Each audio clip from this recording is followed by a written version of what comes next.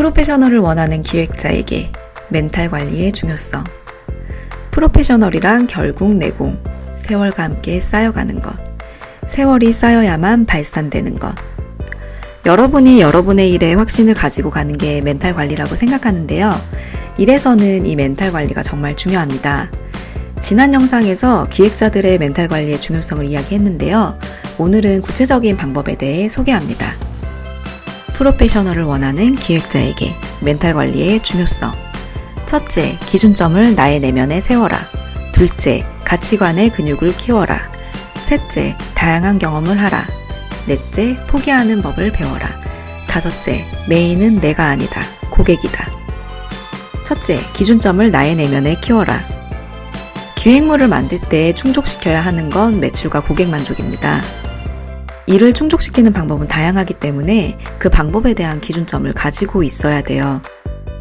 저 같은 경우는 공정하고 맑게 한다, 거짓말을 하지 않는다, 고객의 장점에 집중한다, 이런 원칙이 있는데요.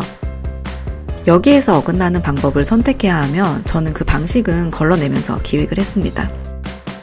이런 게 없이 갑자기 이슈화된다고 그냥 따라해버리면 본질이 사라지기 때문에 메시지 자체가 가진 힘이 약해집니다. 그러니 기준점을 나의 내면에 키우세요. 둘째, 가치관의 근육을 키워라. 상당히 추상적인 말이죠. 그런데 가치관도 근육이 붙습니다. 근육은 어떻게 키우냐? 부딪히고 실패하면서 키웁니다. 기준과 원칙을 세우고 현실에서 적용하다 좌절하고, 다시 일어나서 수정하고 걸어가고, 다시 현실에서 적용하다 좌절하고, 그러면 다시 일어나서 현실의 균형을 이루도록 다시 수정하고, 이 구조를 목표점에 갈 때까지 반복하는 겁니다. 그러다 보면 여러분의 원칙이 서면서도 유연함이 생기고요. 그리고 근육이 붙어서 주변에서 뭐라고 하든 흔들리지 않을 여유가 생깁니다. 여러분이 현실에서 계속 까이면서 교정해온 결과물이잖아요. 셋째, 다양한 경험을 하라. 반복의 힘과 시간의 힘은 엄청난 내공을 줍니다. 그리고 또 중요한 게 다양한 경험인데요. 여러분, 100권의 연애 소설보다 한 번의 연애 경험이 더 실용적인 건 다들 아시죠? 책 많이 읽는 것도 중요하지만 다양한 경험을 하면서 그 안에서 내 아이디어를 모아가는 게 중요합니다. 그러니 집에서 책만 읽지 마시고 주말에는 나가세요. 무조건 나가고 이슈가 되고 있다 하는 거 무조건 해보시는 것도 좋습니다. 그런데 우리는 기획자잖아요. 그냥 하는 게 아니라 사람들의 심리를 계속 읽어야 합니다. 이게 왜 이렇게 이슈가 되었지? 사람들은 어디에 열광하는 거지? 하는 포인트들을 계속 발견하고 메모해야 합니다. 그게 나중에 아이디어와 연결되면서 탄탄한 기획물이 나오게 됩니다. 넷째, 포기하는 법을 배워라. 이건 제가 전문인데요. 고수해야 하는 일과 내려놓아야 하는 일이 분명히 있어요. 그래서 아니다 싶은 일은 시원하게 내려놓고 다음 단계를 향해 직진해야 합니다. 그런데 전제가 있어요. 귀찮겠다, 힘들겠다가 내려놓는 포인트가 되는 게 아니에요. 자기에게 미션이 주어졌을 때 역량 안에서 할 수 있는 최대치를 해야 돼요. 그럼에도 안 되었다. 그때 그걸 받아들이고 다음을 향해 가는 거예요. 그리고 내가 가진 재료들 안에서 할 수 있는 일이 있고 아닌 일들이 있어요. 예를 들어 저 같은 경우는 영어를 계속 공부해 오고 있지만 영어 영상 제작할 때는 성우를 씁니다. 원어민들의 발음은 제가 이길 수가 없거든요. 그러니 이 프로젝트에서 가장 효과가 좋은 선택은 성우를 쓰는 거죠. 그래도 제 일에서 제한이 안 되려면 영어 공부는 계속 해야 하고요. 그러나 영어 성우일까지 제가 욕심내진 않습니다.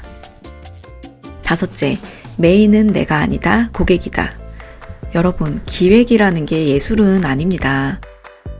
그리고 제 코드에 맞고 멋져 보이는 일이 트렌드가 아닐 수도 있어요. 계속해서 나의 코드와 취향을 고수하는 것이 철학이라면 사실 이걸 트렌드와 잘 융합하는 것이 또 역량입니다.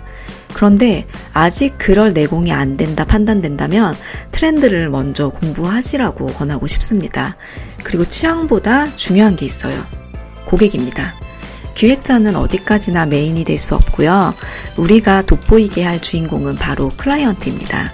그러니 고객이 만족하는 최대의 결과물을 내 원칙과 소신 안에서 표현해내는 것이 기획자의 과제입니다. 그러니 항상 고객을 존중하시고 고객의 취향과 트렌드 앞에서 호불호를 너무 내세우지 말고 겸손하십시오. 그렇다고 취향을 포기하라는 말은 아니고요. 나의 취향은 나의 컬러잖아요. 그걸 트렌드와 얼마나 잘 융합해내는지가 기획자의 역량이니까 계속 트렌드를 공부하시면서 나의 취향도 개발해 가십시오. 정리하겠습니다. 프로페셔널을 원하는 기획자에게 멘탈 관리의 중요성. 첫째, 기준점을 나의 내면에 세워라. 둘째, 가치관의 근육을 키워라. 셋째, 다양한 경험을 하라. 넷째, 포기하는 법을 배워라. 다섯째, 메인은 내가 아니다, 고객이다. 여러분, 나는 할 수 있다. 무조건 잘 될 거다. 이런 긍정의 힘을 많이 얘기하잖아요. 그런데 긍정의 힘이 효력을 발휘하려면 나의 삶에서 근거를 채워야 합니다.